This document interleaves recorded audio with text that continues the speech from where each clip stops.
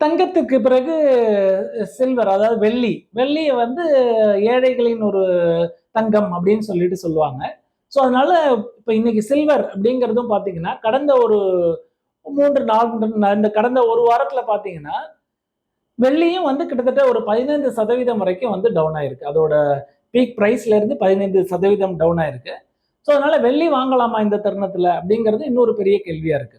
So இப்ப இந்த வெள்ளி அப்படிங்கிறதும் வந்து உங்களுக்கு தங்கத்தோட இது ஒரு 2 விதமா பார்க்கலாம். ஒண்ணு வந்து தங்கம் விலை ஏறும்பொழுது வெள்ளி விலையும் ஏறும். தங்க விலை குறையும்போது வெள்ளிக்கு உண்டான டிமாண்டும் குறையறதுனால வெள்ளி விலை குறையும்.